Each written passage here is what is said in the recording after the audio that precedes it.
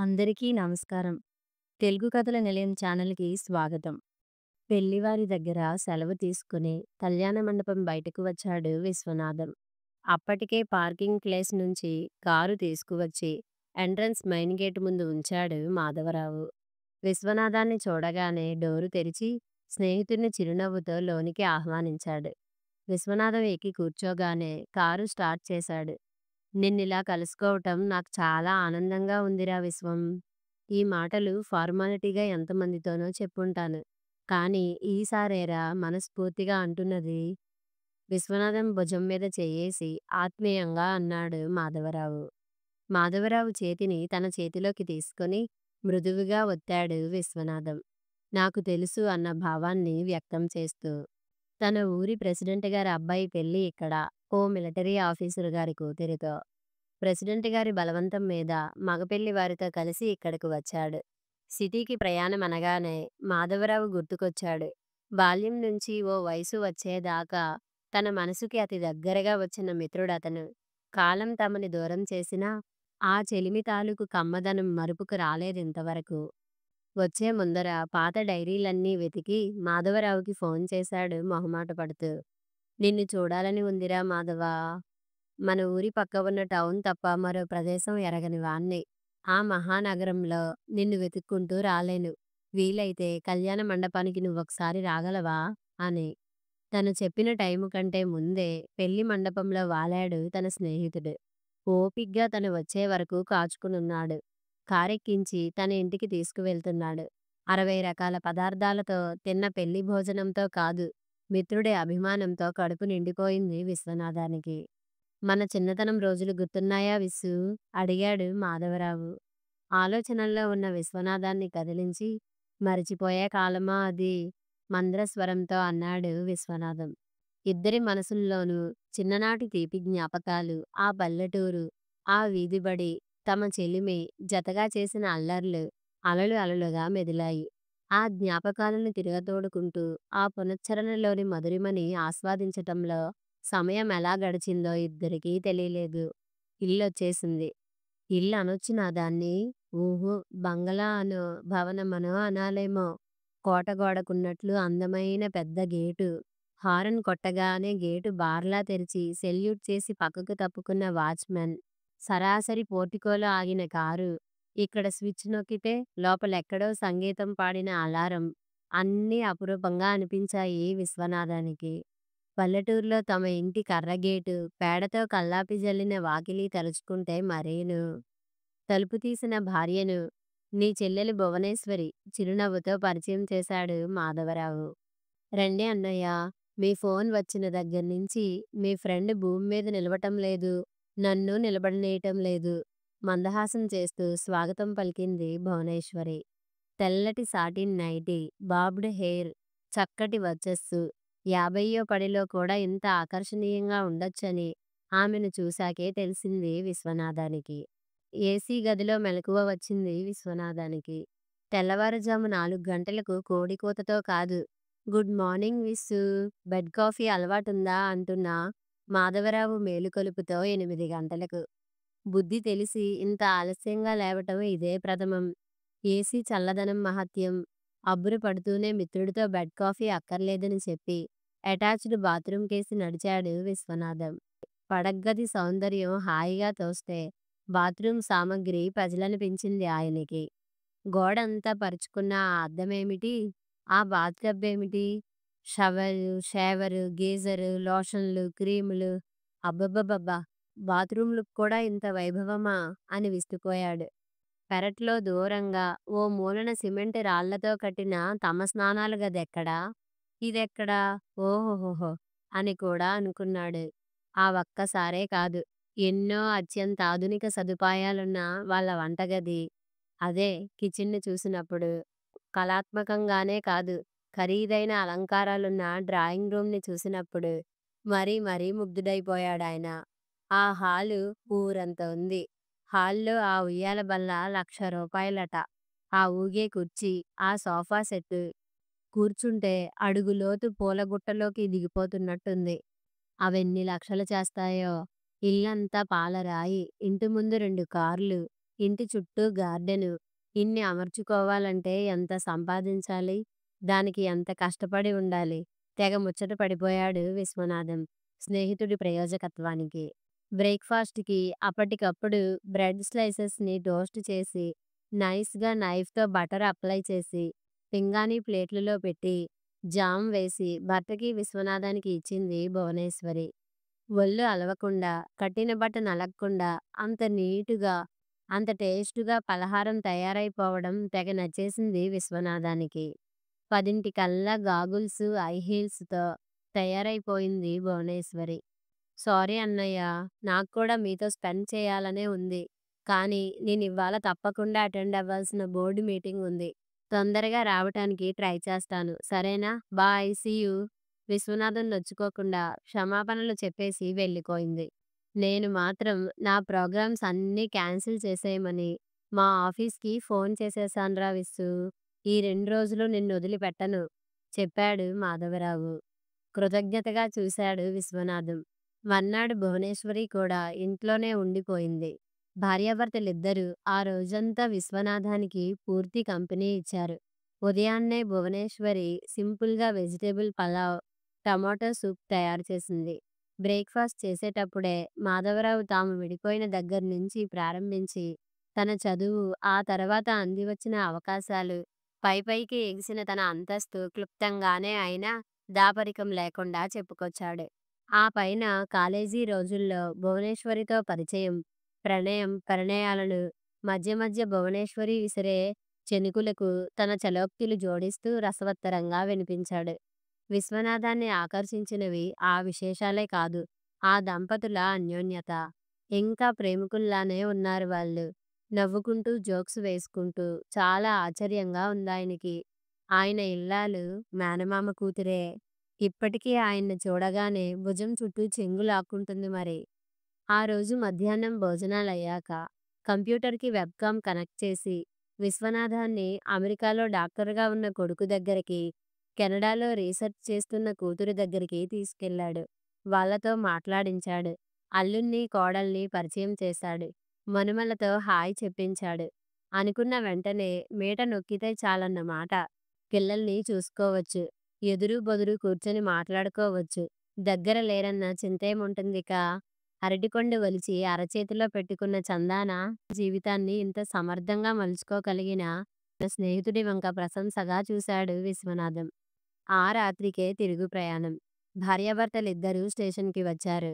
Train కదిలేదాకా అవి ఇవి మాట్లాడుకుంటూనే ఉన్నారు ముగ్గురు. సిగ్నల్ పడింది. కిటికీలోంచి మాధవరావు చెయ్యందుకొని, సెలవు మాధవా అన్నాడు విశ్వనాథం. మంచిది విస్సు అంటూనే హఠాత్తుగా గుర్తొచ్చినట్టు, అన్నట్టు నన్ను మీ ఇంటికి రమ్మని పిలవనే లేదు నువ్వు అన్నాడు మాధవరావు నిష్ఠూరంగా. ఉలిక్కిపడ్డాడు విశ్వనాథం. సమాధానం కోసం వెతుకుతూ పేలవంగా నవ్వి ఏదో అనబోయాడు. ట్రైన్ కదిలింది. స్టేషన్ వదిలింది రైలు.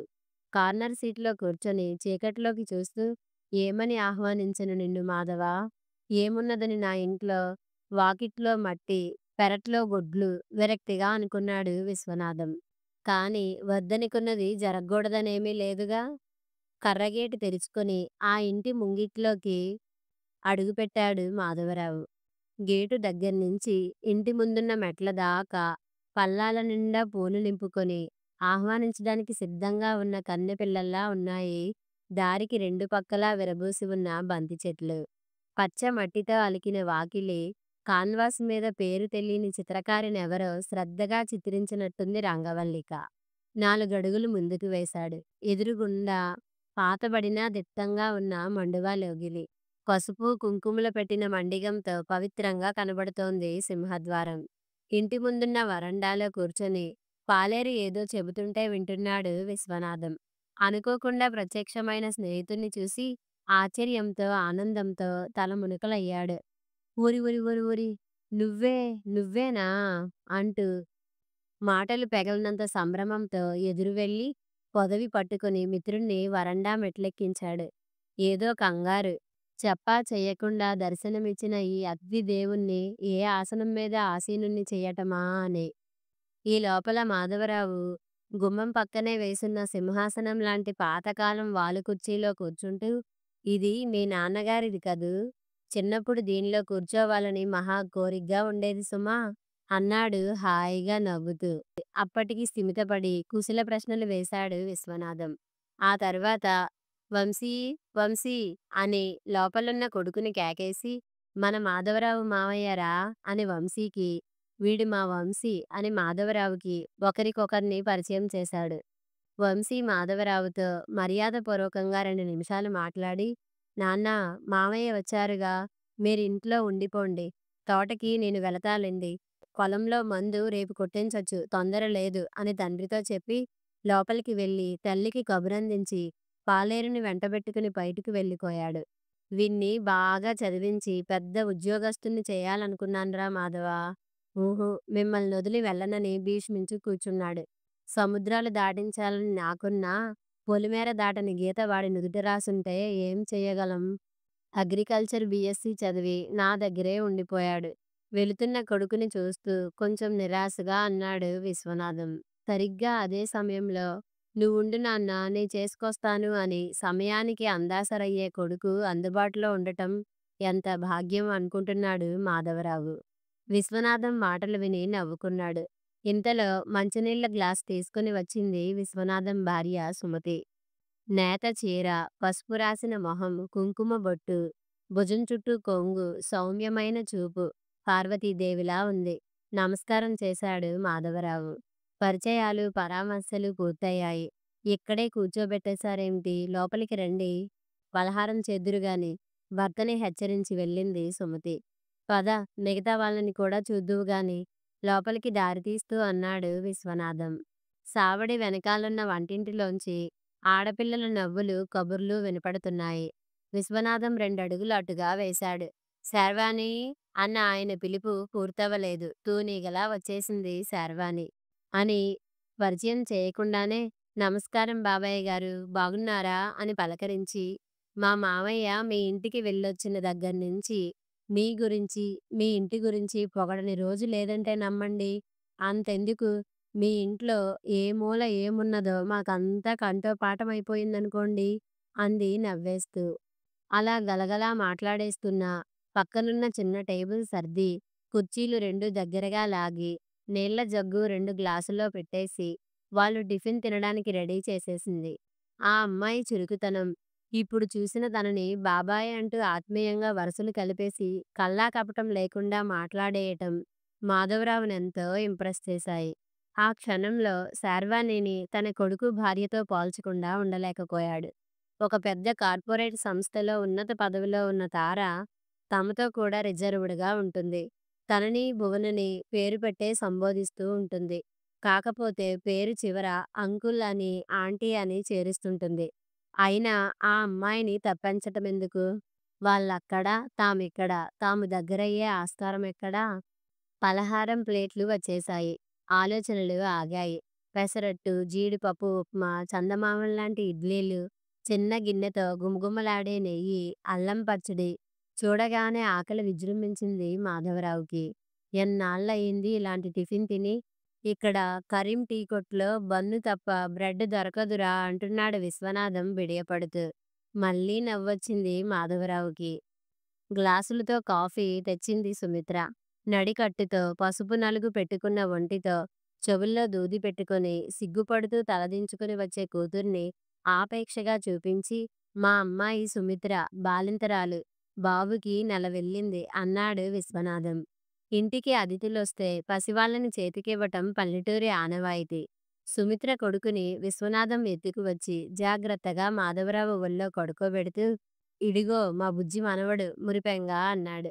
అంత పసిగుడ్డుని ఎత్తుకోవటం కాస్త గాబరాగానే ఉన్నా, మూసుకుని ఉన్న ఆ పసివాడి అమాయకపు కనురెప్పల్ని ముద్దాటటం, సుకుమారమైన వాడి బుగ్గల్ని వేలితో నిమరటం ఎన్నడూ ఎరగని ఆనందాన్నిచ్చిందాయనకి. అవును, కొత్తే. కూతురికి పురుడిపోయటం, మనుమలనెత్తుకు ఆడించటం, ఆ ముచ్చట్లు తనకేమి తెలుసునని? వాళ్ళంతా అమెరికాలో పుట్టారు. పనుల ఒత్తిడి తీరి తాము వెళ్ళే వేళకి హాయ్ గ్రాండ్ పా, హాయ్ గ్రాండ్ మా అని చెయ్యి ఊపే స్టేజ్‌కొచ్చేశారు వాళ్ళు. ఆయన ఆలోచనల్ని చెదరగొడుతూ వచ్చేసింది యశోదమ్మ. విశ్వనాథం తల్లి ఆవిడ. తోటకి వెళ్ళి కూరగాయలు కోయించుకొని అప్పుడే వచ్చిందింటికి. నువ్వు సత్యంబాబు కొడుకువా? నిక్కర్లేసుకుని తిరిగేవాడివి కళ్ళ ముందర. ఎంత పెద్దవాడివయ్యావురా?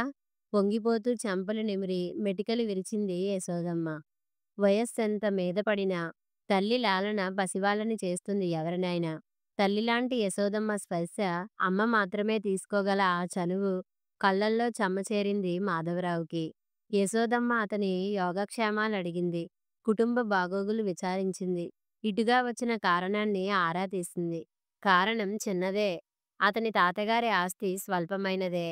దాన్ని ఇప్పటివరకు తన చిన్నాన్నే అనుభవిస్తూ ఉండేవాడు. పిల్లలు గలవాడు. దేనికో అవసరమయ్యి దాన్ని అమ్మకానికి పెట్టాడు.